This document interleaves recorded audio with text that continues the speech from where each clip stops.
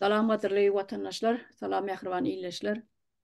Yine bu yeni de bizim edebiyat akşamları gepleşimizin novatak sani. Bu gepleşik başlamamızdan öngürtü bir konkurs ilan edili diyez.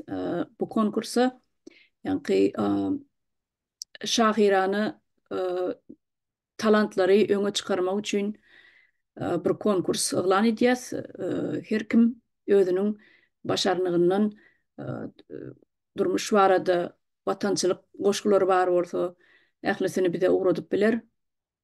Konkursumuzun e, birinci yerini kim birinci yeri eýlese $150 bayrak, ikinci yeri eýläni $100 bayrak ve üçüncü yeri eýläni $50 bayrak diýip we şeýle elan etdik. Köpçülikleýin şeýleräk netije geldik. Şonuň üçin watandaşlar ähliňiz şahirana okuýuňyz bar bolsa, araňyzda tanýanlarynız bar bolsa, biziň şu bildirişimizi ýetirip bilersiňiz.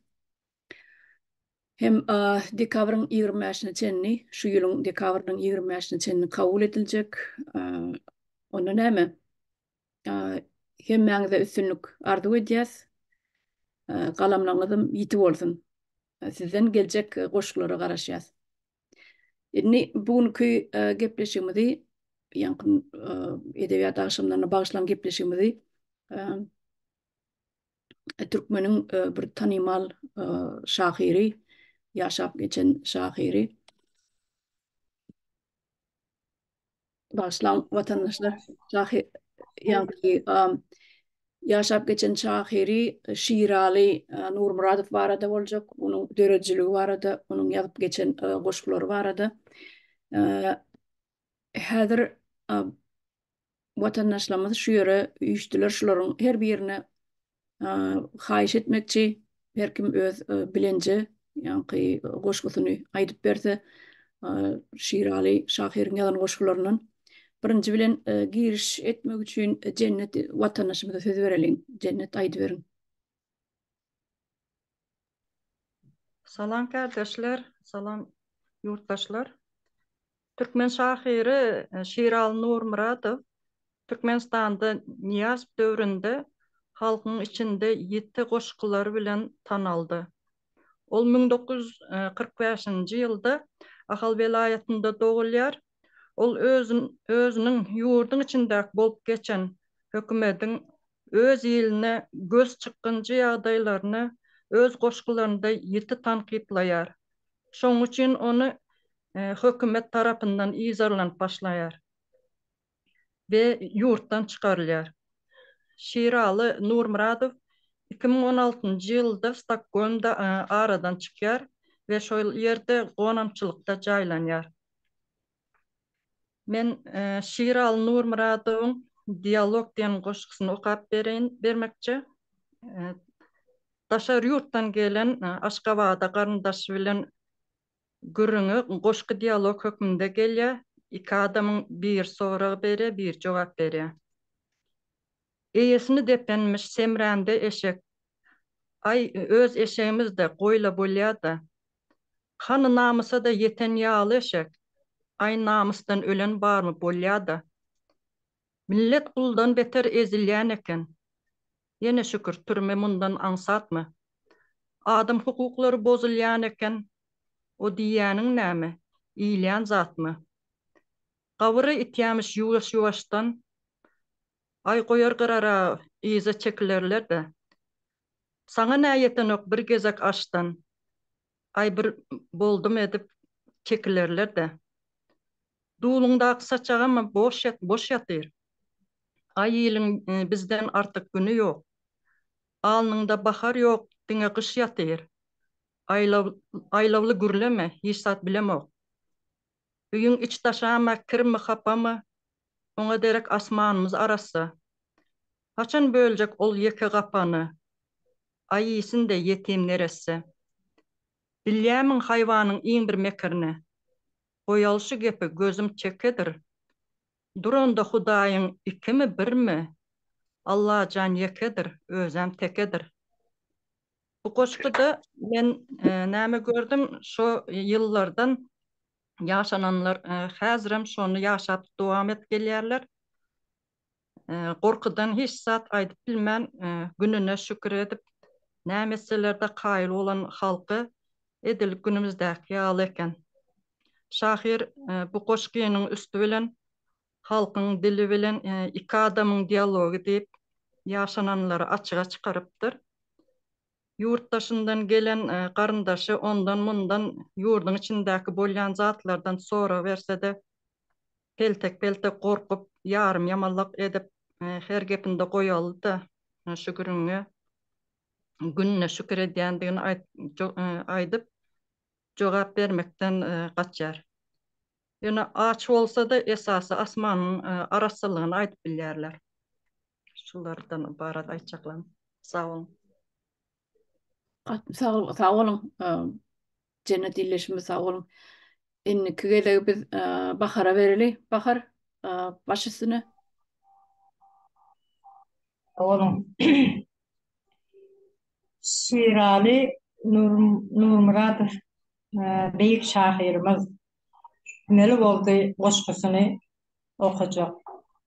Dururluk kalmadı, doğduk mekanda, vatandan baş alıp gitmeli oldu.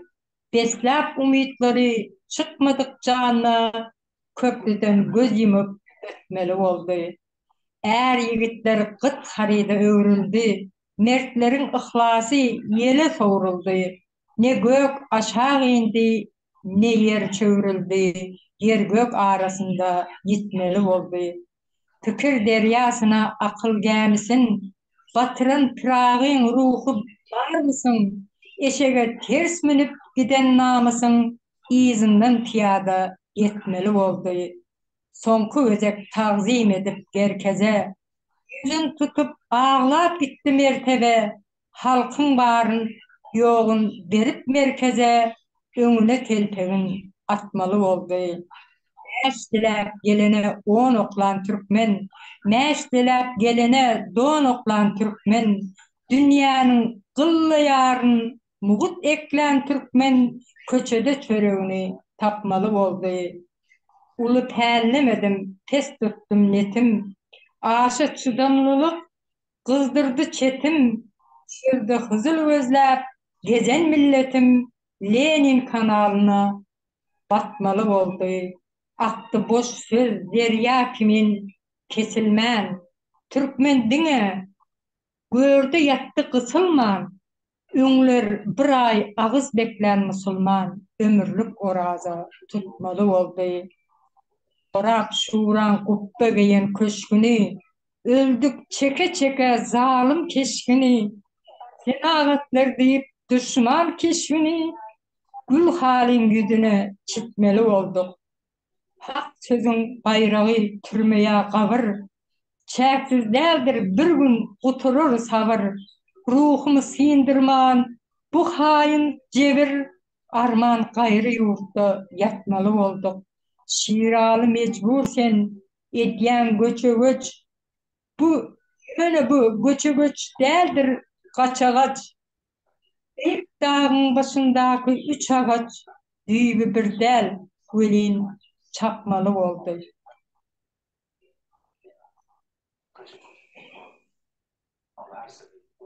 Be. Gaty agyr güllerde ýaşapdyr halk. Başymyzdakiler nire hyzmat edýär? Şular ýaly altın harfler bilen ýazylan goşgy, bu beýle ilk şahirler, bir akıllı adamlar ýurtdan şeýdip çykma, hemmesini tarif etipdir-de bu goşgy bar. Bu adam goşgy ýazmandyr, öňden görüçi, bu adam öňden görüp ýazypdyr. Şoň gadyryny bilmedik başymyzdaky zalimler, cezasy ýaman agyr neme kesmeli cezasyny bular. Batı doğru. Ya o sözlerden soň gara.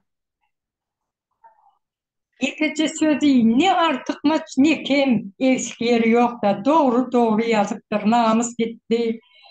Näme diye er yiğitler gıt haride öwrüldi diye. Häzir neme bolýa da türme düşmesek bolýa. Oy neme agzyny yym, süs dik gezip görülür da. Dün ben İstanbul'a gittim öyle çağrıyına. Bir erkek mara yandakiler ayda otelin karınlaştılar mı erkek diyenler. Şular ayda oteline şu haberler şeyle beylekler şey görecek oluyor da annemeler, marçilere, mağullara, maraya alkayız. İçinde biri sımsımlap şeyle diye. Neme ata vatanım Nemet deyip bir zat deyip üvü otirdi sonra şu taze Türkmenistan'ın kurulmasını hiç halanak da taze Türkmenistan neydi on yüzü yere kaçtı. Ata vatanım deyip şey diye neme ata vatanım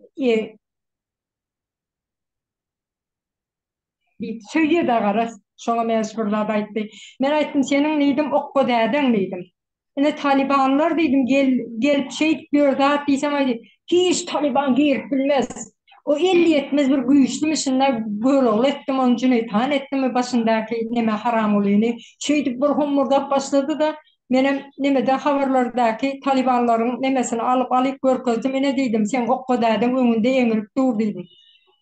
Birinden aşağındaki giyimlerini çıkararak görmünü dedim. Hiç saklayarak yönü yaman renk özgürüp oturdu. Yok mu da? Şular yalak adamları, gerek adamları yok etti. Ön Niyazov indi bu sonku ağlasamsıgam değil, tütün samsıg. Doğru. Şu gedek bir mälige berelin. Mälik eger tayin bolsaňyz siz alyp bilersiňiz. Salam kardeşler. Sağ ol sözlerinize. Men şu yerde şu Şiraly Nurmuradov hakynda men öňki hiç bilemokdum. Indi täze öğrendim. Men inni bilýän bu adam hakynda sebäbi görmedik, eşitmedik kendide çenni. Oturduk goşgularyny, zatlaryny dinleýän, okuyan, gaty kännemeler ýazypdyr. Şeýle o ýiti sözler bilen çüýläpdir da gönü ýüregine urulan bir hançar bolupdyr da şol bu nemäň hökümetiň. Ondan neme ýurt, daşar ýurtda ýaşaýan türkmenlere yüzlenme diýen goşgusyny aldym. Bir tüýsleg näýlek diýen türkmen halkyna bir helek neme ýalak, bir aşaglayan ýalagam bolupdyr, ýöne bu azy hakykat. Ýöne edil şuwunky, şuwun ýaşap görün günüme anladypdyr da. Öňden görje ýaly. Ýöne bu goşgy okumadan öňürti ötünjem sorapdyr adam. Hani jan ýananam taňrysyna gargarmyş diýen şolar ýa nemedipdir. Ýöne de ötünç sorayan halkymdan ýöne şular nemelere aýtmasam bolanok diýen şolar ýalagam söz belläp geçipdir. Inni goşgyny okap bereýin men size. Ýat itin guyrugy ýamdanda bolmuş. Bariňe degisli bu gödek nakıl. Ýaşap bolmaz, göge tutup tumşugy, aňyrugy, bolaýmasaň kem akyl. Bildiňe pirdir bir-biriňi de. Başga hiç kim dodogyny çöwertmez. Del ýurdun Hudaýy ýat ýylyň dini, soňky demde kelimäňi öwürtmez. Eýsem ozal, biz bir garyp mekandan, gedemlik, bahyllyk çykarmadymy? Enesinden erkek doğan milleti agzalalyp dyýda çökermedimi? Hawa ýeri indikiňiz nämemiş? Ýene öňkü gyýbat, ýene şol hapa.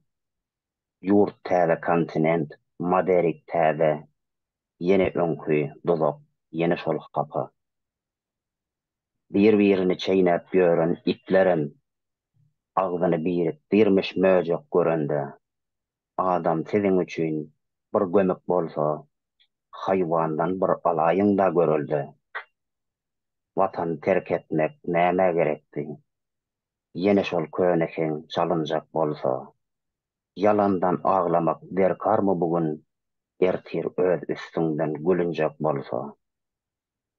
yat iyiliň delitin yallamak üçin yaral çenediňiz boz gurduňyza ya siz ýurduňyzdan aýrylmansaňyz ya indi gelipsiňiz öz ýurduňyza. Sag bolun.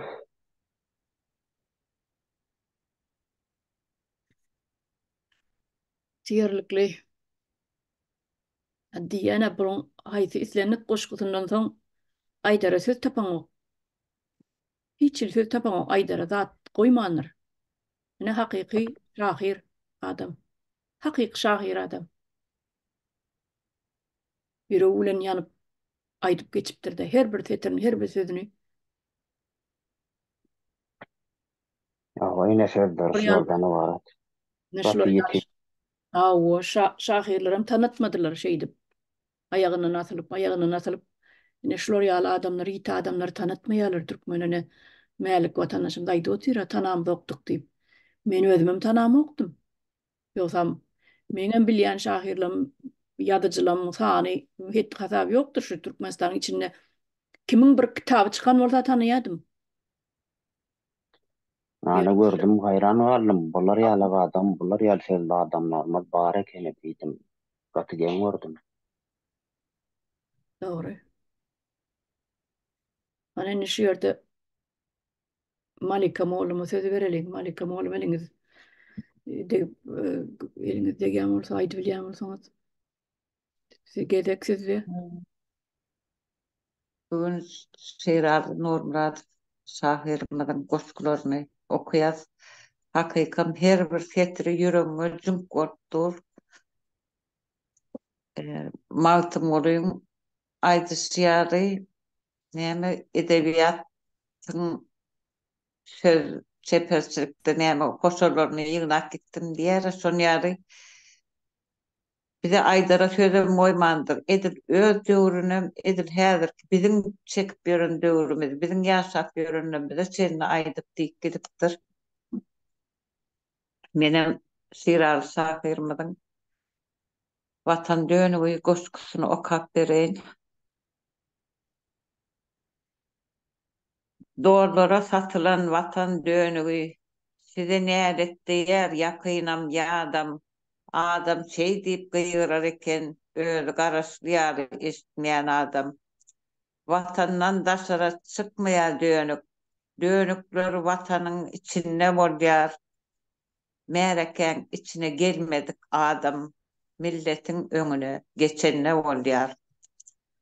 Taryp gara günüň gara kölgesin, gara göz türkmeniň gara başyna baýguş otyr depesinde haraban.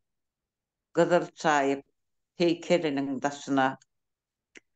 Aslynda kim kime dönüklük etdi? Watan bizemi? Ya bizme watana? Baranok dilimiz ediz diýmäge. Haýynlarça ýeňsämizden atana. Kim taşlapdyr mesligine çydaman? Şagala şam bolan garyp mekany. Terki watanlardan gözleme dönük. Sen ýalňyş ýapyşdyň, goýber ýakany. Mommad Seyit Murat, Ak Murat Bappa, Suhan verdi Çary Murat Hojany. Egerde sen bilen watandaş bolsak, goý biz dönük bola senem wepaly.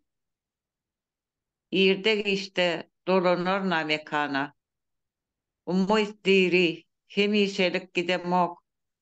Barbyr neneňsi garşylanjagym, öňüme kim çykjak, gaýgy edemok. Ýeke gaýgym kim öňümden çykmajak. Mert çınaryň ýapraklary soldula, ýylymda galyryp ýitirenlerim öz başyna bir öwliýa boldular. Adalaty ters minirip esege, hyýanaty ata çıkaran Taňry, göwnümize kap dagyny galyryp, sırtymyzda köşek öldüren Taňry. Eň soňky umydym inçe sapagyny, o çekişiň bilen birden ýolaýma. Täze dören Peýgamberi türkmene dogurdanam. sen iyi veren bolayma. Belki degişýänsiň. Aýt biz güleri. Tüýs jany yananyň gülküsü bilen ýöne inni beset şirawlamany. Niräniň bir guyruksuz tilkisi bilen. Ne şu goşkusyna watany hiç kimin öz keypine watana dönüklük edip watanyny terk etmedigini aýtdy. Ne bize de diýerler häzir watan dönügi şeylesiňiz biz beýlesiňiz doldura satylan ýene hiç kim öz keypine taşlak gaýdanok watany ne şirary sakyrymdan şu nimeleri ýaşapdyr. Nerese umyt edip durýar men watanyma barbar dönerim diýip. Ýöne nesip etmendir. Aslında watan dönükleri ýurdun içinde otur. Watan haýynar, halk düşmany. Hemmeti ýurdun içinde şagametligini edip ýörenler watan dönükleri.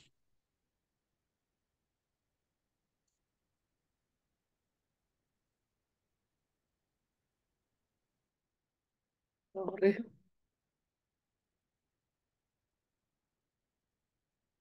Inniki sözümüzü biz Leyla vatandaşımıza verelim.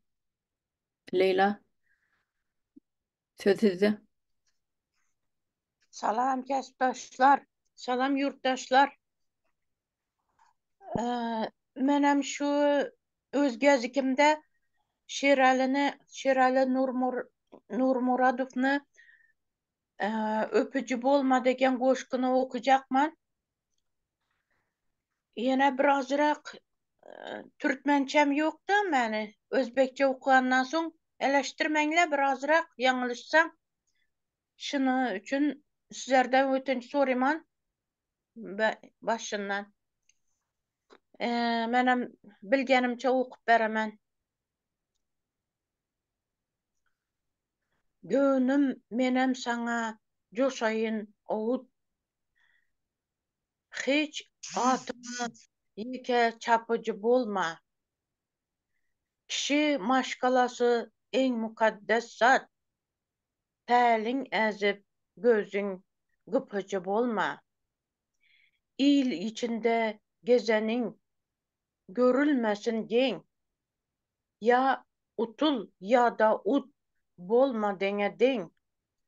Atış tutuş düşmanın özün yen. Özgeni yıkanın yenici bolma. İmanından geçsen geç, geçme arından. Yaşı ona edip gol dabarından. Bir kemçinin köngli üçün yarından. Irsara bahana tapıcı bolma. Rızkın iyicek bol, halal saçaktan. Hiç mahra garaşma, savan gucaktan. Başarsan sıpçak bol, oktan bıçaktan. Yöne adalattan sıpıcı bolma. Kes kölün kenarın yıkılmasın. El bilen eden eynin bükmesin. Aç öl yöne, nesin oklan lukmasın. Yalım yulum edip kapıcı bolma. Manisiz boş ömür acal yolaysın. İskalman güller solsa solaysın. Şada şadelda şaların şası bolaysın. Öňünde dizini egici bolma. En esasy zady unuttum tas. Mening şu hayşyma puta kulak as. Yüzüňe gara çek, dudagyňa köz bas.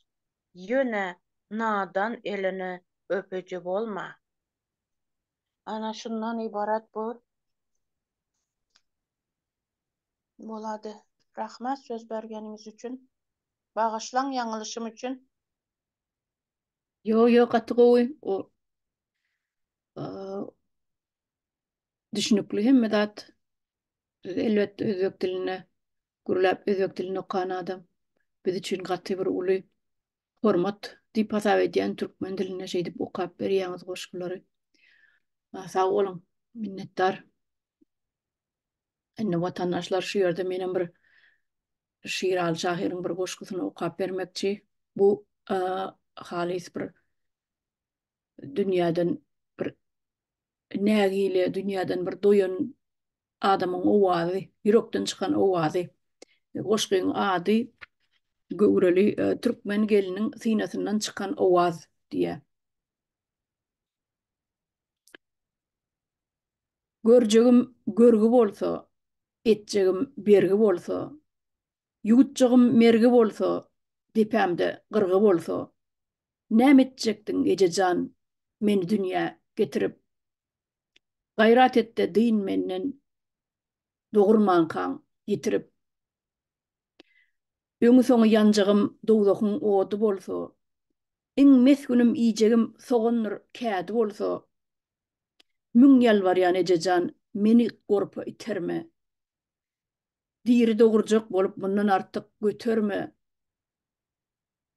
azmy öňkü gedaýlar ýene birini getirme, soň emme diýip çyrlamda ahmyr edip oturma, öň zordan gedip ýörsiň, galan ömrüň ýitirme.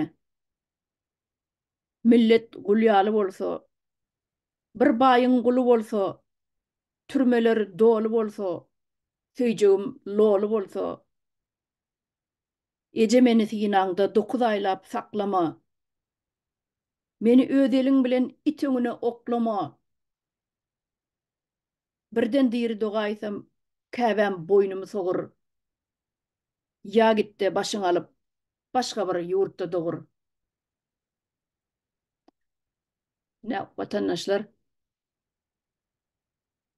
her bir sötüri, her bir aýdýan sözleri, setiri, ýüregiňe bir batýa da şeýle bir jünk bolup batýa ýüregiňe. Şu şahyryň goşgularyny okalym märi, oturup watandaşlar men hayran galýan. Bular ýaly edip şeýle zehinli edip ýazan adamyny ýere dep bilapdyrlar. Öz goşgularyna diýe arkamyzdan pyçak sokdular diýe. Ondan ýüzümde diýe yumruk beren bolsa ondan müňese gowy boldy diýe. Menin diýjek bolýan zadym şular ýaly adamyny ýaşatmandylar. Şular ýaly adamyň gadyry bilinmeýändir. Başarsalar ayagyndan çekipdirler, başarsalar ýere sokupdyrlar. Onam hehli goşgularyny aýdyp geçýär.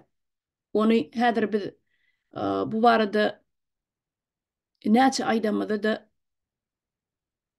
biz bu zatlaryň bir uloldyk diýjek bolamyzda hakykaty aýdyp berýärse ýöne bize aýdara zat goýmandyr. Öz goşgularyna hemme zat aýdyp geçipdir, dönüklere çenli sanap geçipdir. Adamlaryň 5 manat pula ylgaşyp berene çenli sanap geçipdir. Şol niýatyň berjek bolýan zynjyrlaryny almak üçin iki bilip öňlerine iki egilýän adamlara çenli şolara çenli sanap geçipdir. Näme diýe bu näçe şonça galýandyr diýip. Şu zatlary şol syýlygy ýakaja şu zynjyr üçin watanyny satyp durmuş şu dünýe getirdiler de halky. Halkyň şu gedaýçylygam şu ýerden gelip çykýar. Halkyň şuna düşen aýraçylygam şu daýdan gelip çykýar. Şu döwürden 90-njy ýyllardan başlapdyr. Adamlar boyun negip. Ne şoňa diýe bir ýanky Cemalyň näme Baharyň bagşlan aýdyp beren goşgusyna da köp zatlar aýdyp geçýärdi. Bu ýigitler, arnamsy ýigitler gıtkarita dönü diýip.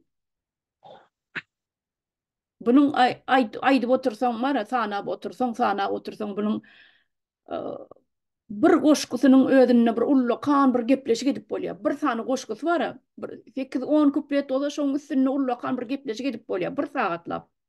Her bir sözüniň üstüne. durup geçip bolýar. Her bir sözüniň üstüne näme diýjek bolupdyr. Ne şu taýda diýe, meniň iň mesgulim iýjegim sogonur kädi bolsa men dogurup näme etjek diýe. Yine öwülüm geda ýetip diýe, sen meni yine birini getirme diýe. Intak öňküde görüň diýe bey. Ondan bir 20-30 ýylyň görüň edipdir. Ýöne häzirki döwürde hakykatdanam bunyň aýdyp beren zatlaryny müň etse beter. Häzir halk o gedaýlyk beýlede dursun, halk musurdan çörek ýe. Ne malikim olmaýdy o tira çağılar diýe, musurdan çörek çöpleýärler diýe. Ejemiz diýe paketli bolsa alay diýdi diýe, paketli bolsa iýsen bolýa diýdi diýe. Musurdan çörek çöpläp iýe çağı, onam içi pakete salynan bolsa alay diýdi diýe ejem diýe. Ene şu Nur ýanky Şiraly Şahyryň şo wagt aýdyp geçen zatlary bar. Häzirki döwürde biz onuň müň esse beterini ýaşap oturýarys. Müň esse beterini. Ýene diýe türmeler dolu ýa. Görýärmi, türmeler dolu bolsa, söýjegim lolu bolsa diýe. Bu döwürde ikiň birini lol etdiler. Oňa el çarpyp, oňa öňe sürüp, şu pagon götürýänden özleri esasanam. Öňe sürüp, el çarpyp, şu zatlary ekranlarda ýürütelep berýärler. Şolar ýaly zatlary ekranlarda we TikToklara girýän şolar ýaly zatdan noli. Ýöne tenlerini hödürläp oturanlar bar, bahasna çenini aýdyp. O Şiraly Şahyryň 20-30 ýyl mundan aýdyp geçen zatlary edir şu gün hasyl bolupdyr. Onuň müň esse beter hasyl bolupdyr. Diýene şu bir goşgusynyň özüniň üstünni bir uzun bir gepleşik edip bolýar. Ne şolar ýaly meniňe aýtjaklarym şu goşgy bar edi. Indi sözi Halmadaga beräýsek. Halmada hasam ýakyndan tanıyan ýaly diýip düşünýän. Halmada aýdy beriň. Emme şu okallar başlar var. Okalmadı yüzerseken yönü siz okal otursanız çok lubrikatını düşerler. Şiralyň aýdan baksady var. Dine nesip bolsa bir ýyldan, 2 ýyldan watana dolanar. Maňa dünýä maly gerekkä, maňa bir şu at berseler, bir dutary berseler, menem şu goşgulum gortuklap bir gün bulawada, ertesi gün olawada, üçüncü gün ýene bir olawada şeýdi. Ömrüm ötünçe bütün çok mersana elim çıkacak diye. Baran yerinde şu ilat bilen görleşip oturup o aydın sağ Türkmen sağın şeyle o göre köyünü kaydımları, derslerleri. Onu öz koşkulumdan o kap versen. Ben Şiraly bilen tanışlığım öz koşkullarını ben 89-njy 90-njy ýylyň başynda halkın içinde el yazma bilen ýaýradylar goşgular var. Yani defterde yazılır, gelmeler. Şondan bilýär. Niye hatda şu döwürde bu ekranyň önüne oturup çilim çekýär beni. Onu çekýän için Amerikalılar PLM çilimi. Adil Paşka. Şon birçe setriýadyma şu oturman ýerine PLM gysyrıp şey. Ya ne çok bol anlatayım mangayını deriydi her bir sırdı. Onun vaat geçti. Ben de 90-njy ýylda Borsiyetdedim. Sonra bir can ettik. Salam diýip kaldı. Men dedi Şahyr Şiraly sen telefon ondan ýokdy. Nur Mehmetden aldım diýip agly berdim ýol başladı. Şonu tatyp alypdyr. Onu sen neydi geläýsin Moskwa diýdi. Ben şu Moskowada. Awdukulum bar diýdi. Ondan beri nazar geldi. Adatlyk radyosyň şo döwür Türkmen gollugynyň başlygy. Ondan ýene beýle adamlar bar, gelsen golwurça taňy garaşyp oturdy. Açan nedim bol. Bir ýurguna gelsen bolar. Ondan meni ertesi gün ýola düşdüm. Moskwa bilen Nirno gördüm arasynda 5 kilometr. Benim de atılıp gelemden maayıp görevim bardım.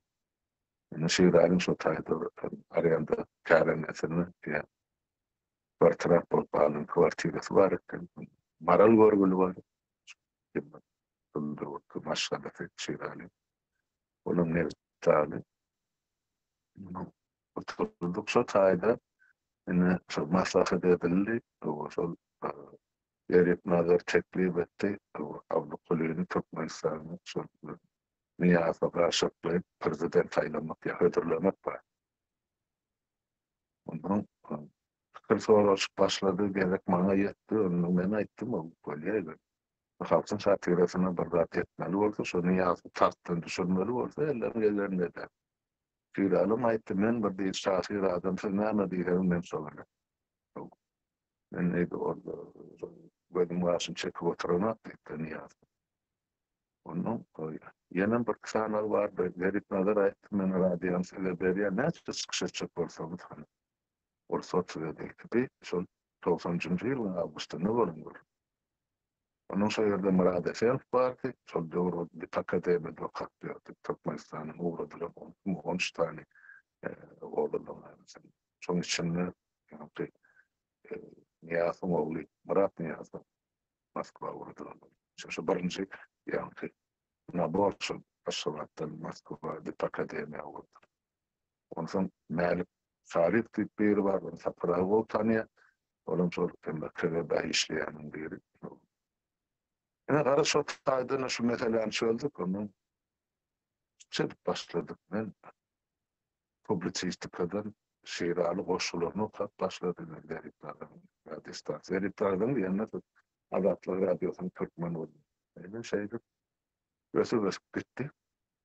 Ondan şu tayda başladı. Benim şiiralıyla tanışlığımız ama Maral Gorgol'ün maşalatını ayarladığını men odandan tanıyadım şu Zarbatlı hakim bulundu uğurlum David Dağ'a yığına gidemedi o ayağında olan şu Maral'ın keçesi şehrin yani medeniyet köşkünün yolunu başladı.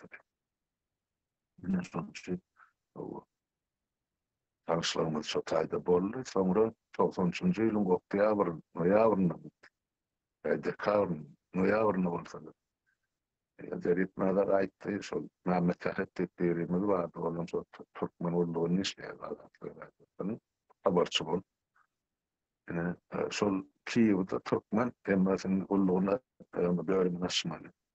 Ukrayna'da. Bir şunu kömegedeyken şu taydı bir aile. Onun öyle çağırır taşlar, şiiralım Moskva'dan benim derdim görküm bile var, koyduğumun Kiev'i var, şu taydı bir ay işledim. Yani şu tayda bir ay, şu bir zayda yaşadık. Onun radiyan işleri, insanın kolu oturup böyle toğuna koşuyor diye, ben oturup mümkündü. Emaniye diyen çıkış etmeli makallarını, ondan biraz koşudan baş çıkarınsan, benim ödüm kıyniyeden şey, onun akşamlarına oturup koşardık. Onu ken aytmağı onun bir şey oluyor, tartışan adamları işleşeni, ne adıp bugüne düştü, ne adıp börtürme düştü, kim düşürdü, kim çıkardı, durmuştu. Artık ken rahatın üstünden geçen olardı. Son için ben biliyorum onun tarihini. Ondan sonra vakit geçti. Yani kişinin okuyan dağıtlarımız vardı, aydiyanı da önde görücülük bilen aydılar dağıttı. Yok kardeşler. Sol dövür eyyam bağırdı, yüze çıkıp düşülerdi. Yani şu dağıtların önüne almasak, bundan beter bolacak tip aydıların dağıtlarımız. Şey oldu. Eyyam niyazıp başlattı, ben aydiyanı, eyyam 95. yılımın eyyam pele adıp başladı. Eyyam diktatörlük yola düştü. Ürün peygamber deyip ıglan etçek boldu, parça deyip ıglan etçek boldu. Arızmın ıglan etçek bolunda adı katıkan, yani şu bir toppak adam ol, şun önünde durduk, şunu şu dağıtları ettirmedi. Yani indiki bir ele Samsung, ağrı Samsung dedim ben, bakar kardeşime Samsung, doğru Samsung diye de böyle ya. Yani şu atalı Samsunglar, yani hakiki ve parça durmuşunu yemedi vatıylardan, durmuşunu olmuştur vatıylar vatanlar. Yani şahir şiirali gözünün görüyen dağıdını, doğulu sözü bilen, şeperçilik dili bilen, şahirana yürek bilen, deyan bilen şahsiyet.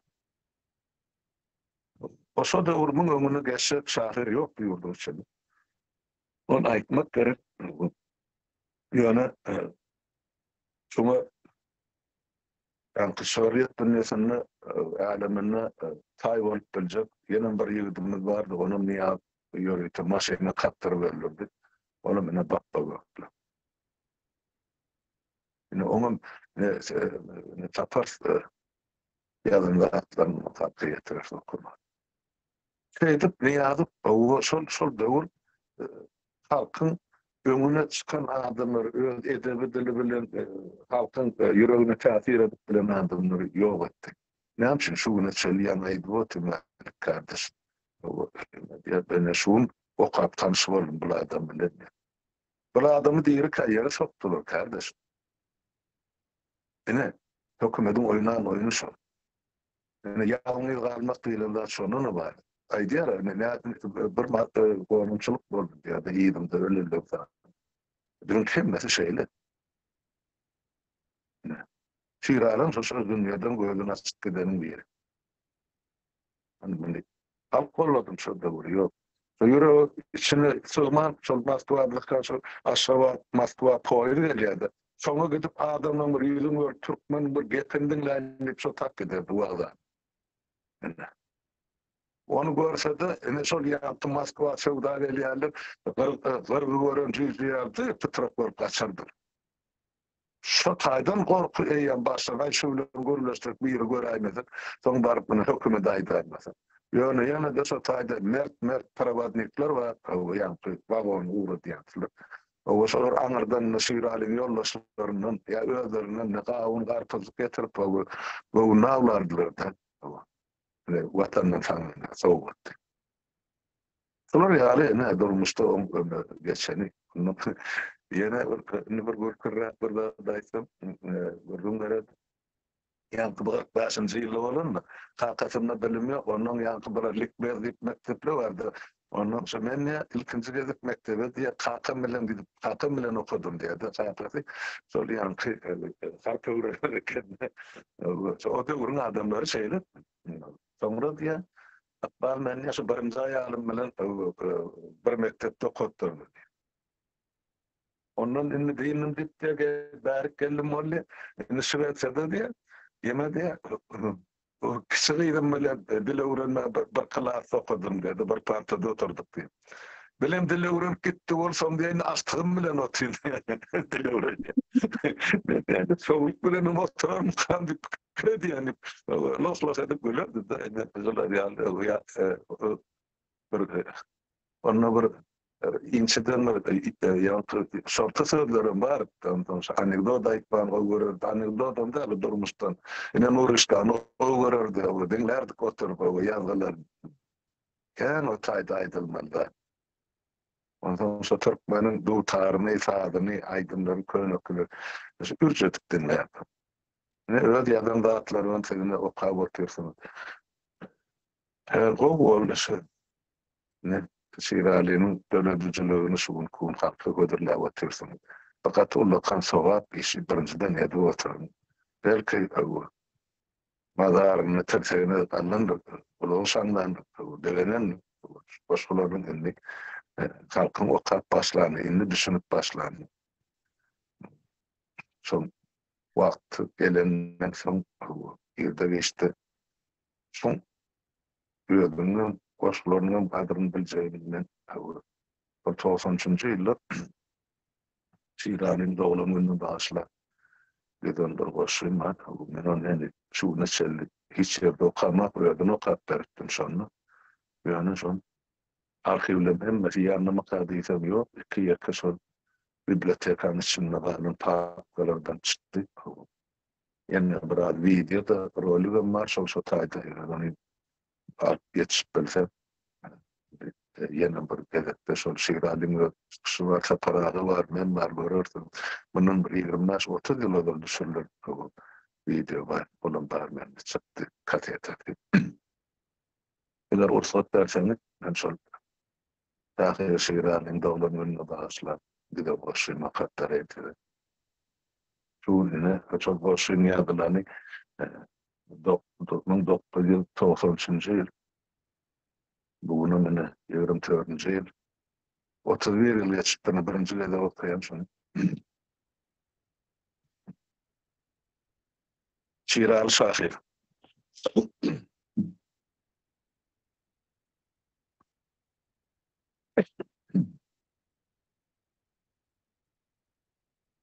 Dost ýar, doglan gününe sowgat gowşurýar.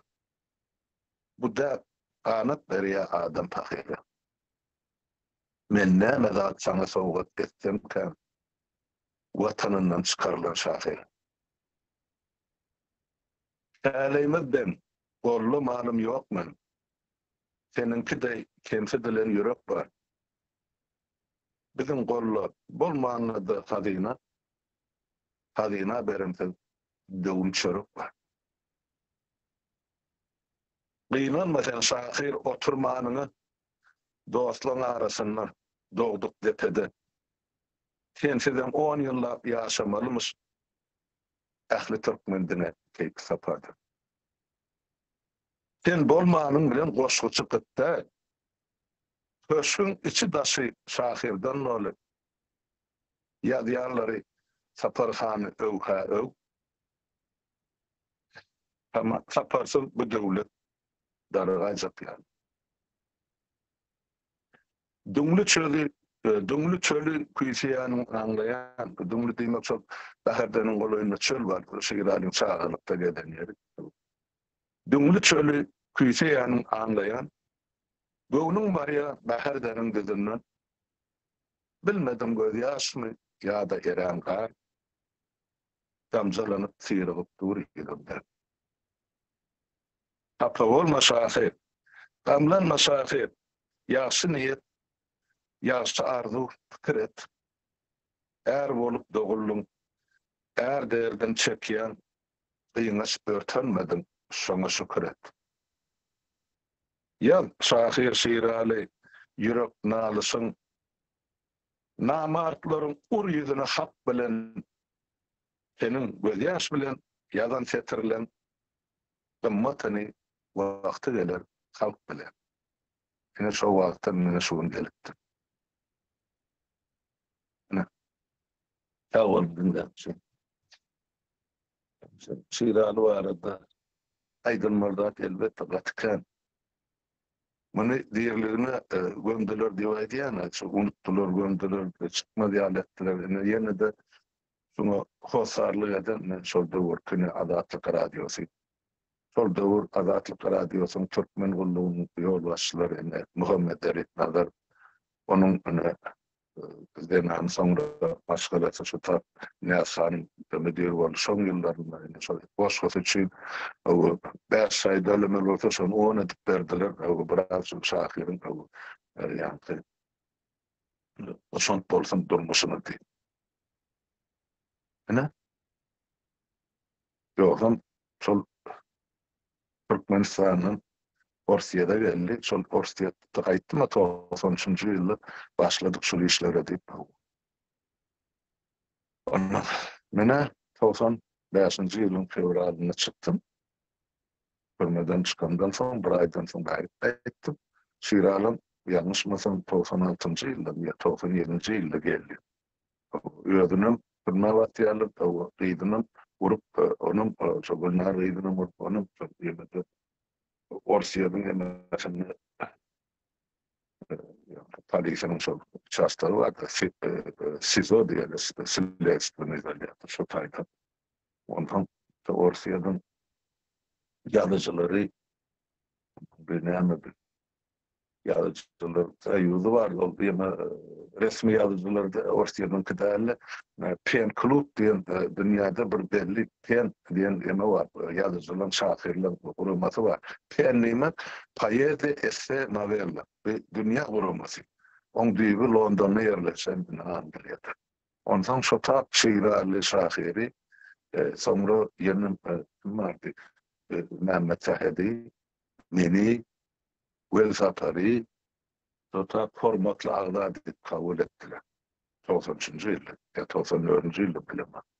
Ondan şo Pen Klub şeýralyň şol demeden Mehmet görev verip türmeden çıkardı, içeri gitmezdi, şunu cevap veriyordu. Yoksa onu şu türmeden aşağıda uğraşacak.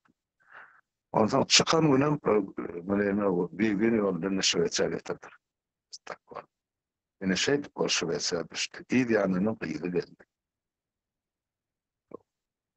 Şimdi onun görmediği gördü, dağın da durmuştu bu geçen. Ol anırda Türkmenistan'ı olan töhmet bilen türmeye batın.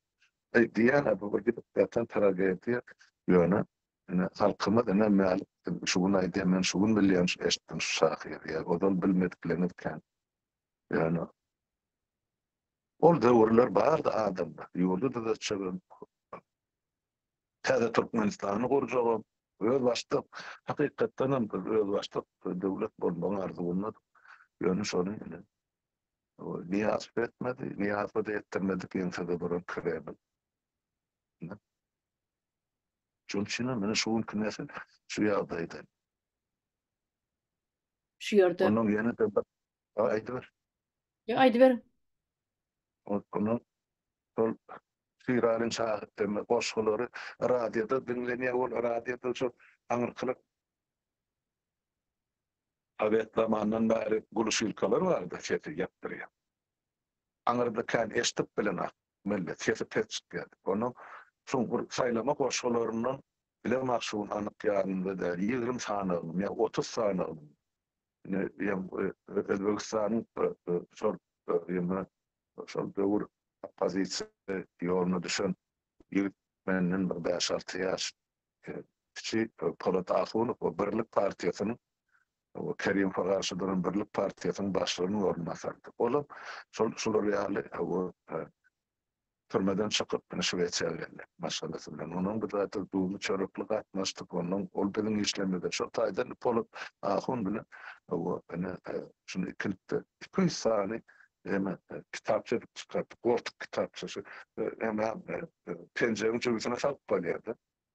Hükümet tutmasın bilmesin baran yerine adamlar koltuğunu çıkarıp o kap bolcuk da toydum yatsam adam işini yaptı. Yani şunu 200 de plare şiirala uğrat yaptı. Polat çıkarıp berden sonra yaptı. Yemeğe uğrat. Stockholm'u şeyler. Onun mangalarına Türkmenistan'a uğrat. Menne bir yerlerde bağırdı şol yok. Yanın olmağı mümkün seyrettim. Şüphette tayyalı tapsam görkelerini yok. Olmasa Polat Ahun'u vardır sonra görelim. Yöne ne? Sol döwür. Şular ýaly kiçem bolsa halkymyza bir tanışmak üçin şu goşgularyny uğratdyk. Bar ýerde bilenmez şu. O döwür bu gün ýaly mümkinçilik ýok da. Diňe şol bir ýeke ketiş azatlyk garaty. Şoň üstü bilen näme ýetirip bilse, aňyrda halkym näme diňläp bilse, şo bilen oňu dedilýär. Bolu oturdy. Başgaça ýagdaýymyz ýok. Bu hana emme mümkinçilikler bar bolup ýöne başlan halkyň köpüsi sırtyny diwanyn galdyrysy gelendir. Ama o ýurt özüň kidalýar, döwlet özüň kidalýar. Yarasy bir özüň kidalýar. Onun için şu zatlaryň aradasy şol ýyllardan edilik gelmeýärdi, aýdylyk gelýärdi. Kim goşulyň üstü bilen, kim publisistik program üstü bilen, kim öz hereketi bilen, kim garşylygy bilen edilen ispat kan ýöne netijesi bolmady. Sebäp ene halk algat gitti şol 200 sany niýasyň öwlan eden baýynyň hatarına girmek üçin. Ondan soň şo ýanky prezidentiň jardip ýanky goşgular okudymyz. Ine sonra öýle oýlap tapdy da gelip şoň öňüne baş erildi. Olam şo taýda alyp ýaldy. Näçe baş erildi üçin şonça da sırt galýanlar diýen. Ene düşünün. Birinji başyna erenem kimdi? Gözel Şahoğlu. Ene durmuşum. Üstünden düştü. Näýdýän şol Gözel Şahoğlu ýazýan goşgulary şol manisiz goşgulary bilenem Türkmenistanyň gahrymany boldy, Türkmenistanyň halk ýazyjy boldy, şahyry boldy. Azanjyr baryn aldy, sowgat baryn aldy, pul hökmünde, pul möçberine bir topar pul aldy, jaý aldy, jaýam berliň elitke jaýlardan, elitin jaý diýilýän jaýlardan aldy. Hemmesini görüp oturdy. Ştaýda ben sizin halmyradagy sözüňizi böldüm. Dowam ederiň ýöne men şu Gözel Şahoğlu wagtda aýtjakdym. Takdirka 80 ýaş yaptyrda şu awgustda, geçen awgustda 40-njy ýylda doglan eken 80 ýaş yaptyr indi şu dirka Şonu bir eşitdireýin ýani bolmasa soň ölen soň 50 kere gaýtalasagam ol eşitmeýär, gök gabaryna bir giren soň. Şonu girmänkä eşitdirmek isleýänler, aýtmak isleýän, deňeşdirmek getirmek isleýän. Siz aýdyp bolduňyz hada ýa aýtjak mende. Önüne gözel vardı başladık iki tetilmenem goşuyor sonra. Teredim ene sol niyatım öňünde bir ağlamjyra sen ölseň men ne edip ýaşaýyn Ferdar bana bu durmuş gerek gelip niyatım öňünde ene sumjurap duran gördüm. Son ene bir on niyazı öldüren adama ana goşu otur. Ya on oğluna ene bir mezheplik nereden gelip çykýar. Halkın hakiki gasrımanı, Türkmenistan'ın gasrımanı, yurdun taşını toprakta yatı. O halkın düşmanını da Türkmenistan'ın gasrımanı oradan nakya. Bir değerli khana değerli isem ne mi o devlet ya o yurt ben düşünüp bilmem. Ne için şahirin sarpazı tutulamak, ne yurdun içinde, ne daşında, ne şun koşkular kitap edip çıkarıp halka getirlediler, ne berdad ettiler. Ödevleri, neyini de şahir çok yazdıran, men oyumda yazdırdı bir topar. Oyumda da öyle şundu, bizim şahirimize gelen oturup bir yerde şunun video düşüp, şu video kamera vardı menle biri. Şonu düşünüp şu saat yarım, 2 saat yazması vardı. Onun maral haýyş etdi maşgalası. Halmraşyn kopýasyny bir uğradaýsyn bizde hiç dat yok. Bolýan mesela originalyny uğradaýyn, siz özüňiz sonra kopýa uğradarsyňyz, şol işine de gitdi galdy. Şonu gaýwaty şeyler. O olmadyk bolsa onu näme kıljak? Setirleri o taýda bu taýda, kimin eline gitdi men bilemap ýok olandan sonra. On arşivinde yan dörcelap lezin çıkarıptırlar. Ben şey dip krediye. Öyle o zatları vaat görkadır yani buğun kuğun ne şahirin yaptığı yadigarlığını. Onu koşu kavuatıyorsunuz kardeşim ben sizden öğren minnettar. Seyittirip şeyler şahirin sarpasını tutyarlığını da. Yani on bilim akbar geçikti hem onda öğreticiliğine baha berip olur mu? Ya yanın devam etmek için misiniz? Nahil öğreyen olsanız öğrenimi hemen pakırlenşit görün. Bolýa o barada görüşürsen. Bolýa. İnne ol konferansyňyz var. Ya watançylyk temasynyň ya bu durmuş temasynyň ýazmaly diýip elan eterler. İnne ona diňe odan adı tanınmayanlar katlaşın. Ya odan boşu yazıplarıların katlaştı böyle bolşarını. Nemi de berde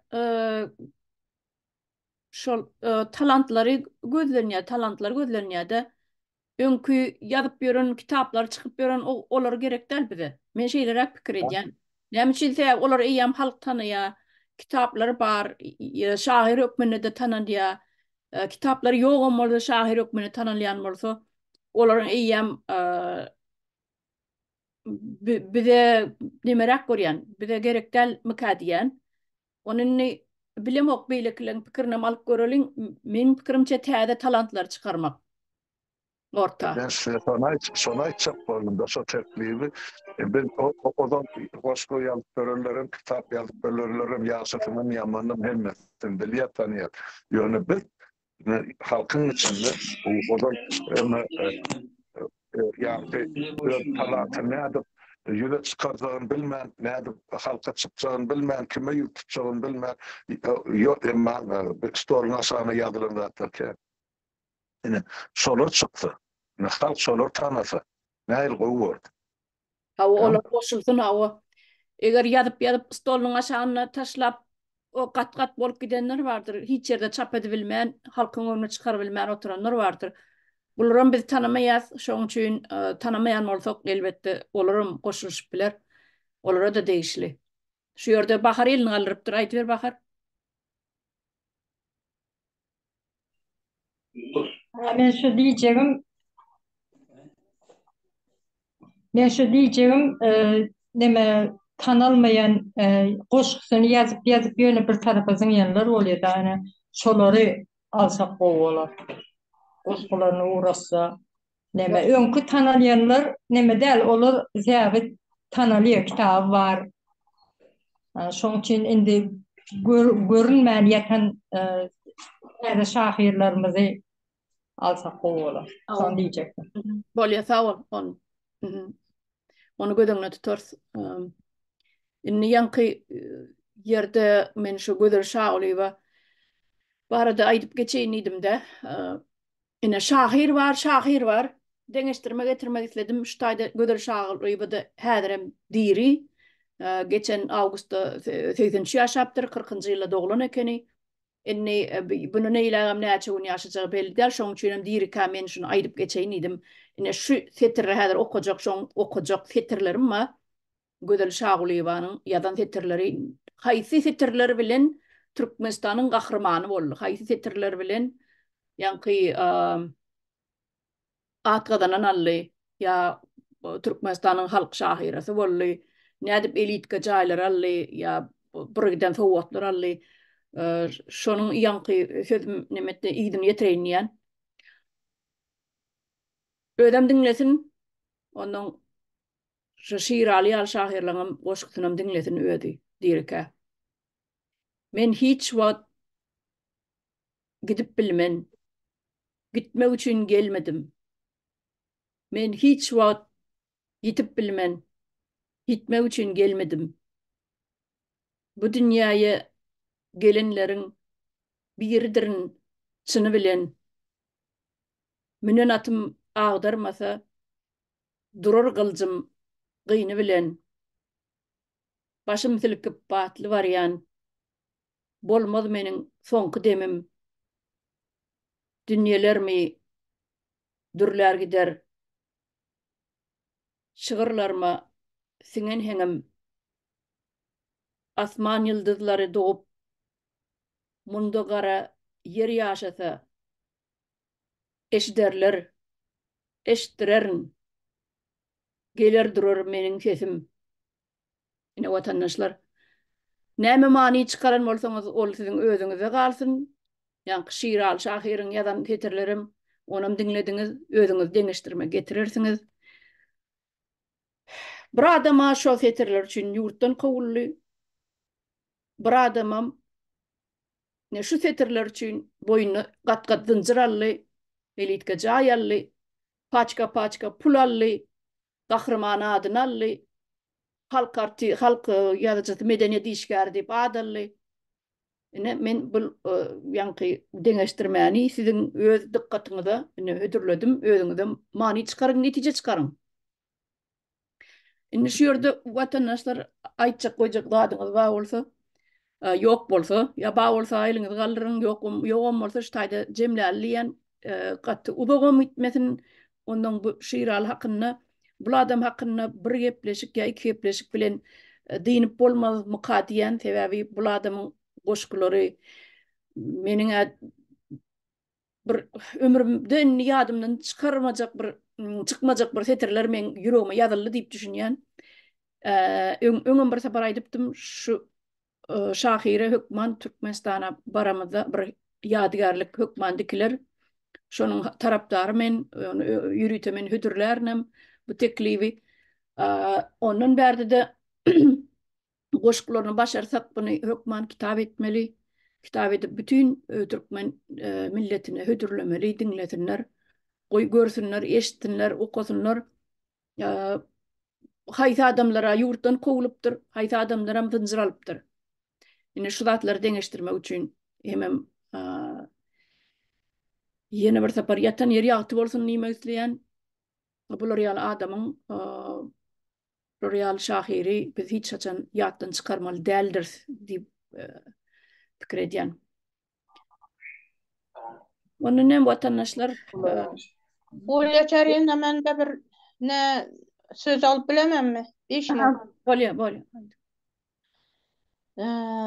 Şu näni 8 Mart'ta ötüp gitti de indi netip bilmeň kaldym, okup bilmeň kaldym.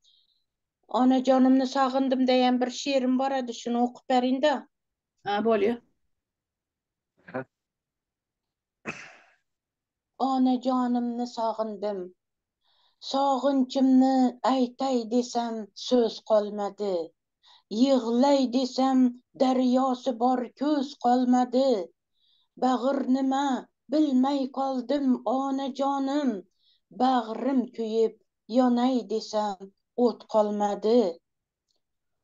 Ömür özün kervanida ötüp borar. Ammo sizsiz dünya go'yo cho'kib borar. Kulib turgan chehrangizni onajonim. Topa olmayin yo'qlik meni yutib borar. Ohlarimni yozaversam qalam yig'lar. Sizsizlikka qasd qilgandek alam yig'lar. Hovlidagi rayhonlar ham onajonim. Chekkangizga taqilmasdan titrab yig'lar. Oppoq ro'mol taxlangancha qolib ketdi. Bolam degan so'zlaringiz qolib ketdi. Osmon qoldi, zamin qoldi, onajonim. Endi diydor qiyomatga qolib ketdi. Boray desam, vaqt etagim ushlab turar. Bu dunyoda rizq nasiba ushlab turar. Ikki dunyo kelisholmay onajonim. Sizni unda, meni bunda ushlab turar. Bir kun diydor nasib bo'lar, ishonchim bor. Bag'ringizga bosh qo'ygani umidim bor. Sizni biram sog'inganman onajonim. Sizga qancha aytolmagan gaplarim bor. Pichirlayman o'zimga nedir so'zlab. Qo'llarimda suratingiz turar bo'zlab. Shu bir parcha qog'oz bilan onajonim. To tong otguncha dardlashaman sizni izlab. Ana shuni o'qiyin devadimda. Onajonlarimiz ham yodimizdan chiqmaydi-ku. Sog'inganmiz. Berekella Leyla kardeşim. Atı olsun, adamın eti olsun. Sağ olun. Ve Şeyle. katı doğru. Katı doğru Ne talantlar nereden çıktı? Yurdun içinde bolsa, suatlamları ülüs berleyen bolsa, halka mümkünçülük var bolsa, döredücülük bile meşhurlanlar. Ne Türkmenle bizim halkımızda o talant vardı, süyrek yok ya, innek yok diye diyen. Hakikaten çıkıp oturuyor, ben görüp oturdum. Özümde seyredim başını. Hem şimdi yurtta ülüs verilmedi. Hem şimdi vatanın gayretçılığını çekip yürekleri ağladı o tizlerdi. Yani bütün geçen şahirlerin, yazıcıların, yani akıllarların durmuşu neden geçtiğini söyleyeceğim yok soruyorum hem de. Çünkü halkın bilmeli der. Doğru ettiniz olsa. Lokman kitabından çıkarmadı şeyler şahir. Miraslı soruları var, kayıtları var, sorulardan sonra ortada alıp çıkarmalı oluyor. Başını destek olup onun yerine de ortada alınmalı. Başka oradaktır bulma mümkün. Ama çıkarmalı. Yurda varsa, yani bir tedbirimiz var. Yani o Bahir'denin böğürme ovasından katı olup davet edin. Gerek bolsa doğduk tepesinin mekanını yadigarlıkta gerek bolsa aşağıda kan yılları işledi. Tutaydım. Aldı. Doğru. Aa. Bol ya onu şu yerde Cemile aytak nail görüyorsunuz. Son yine de Bana bunu son yine de devam edersin diyen umidim var. Şiir al şahir hakkında. Bol ya onu vatandaşlar şu yerde hoşlaşalım. Sağ olun. Yine de görüşürüz. Boladı sağ olun yurttaşlar.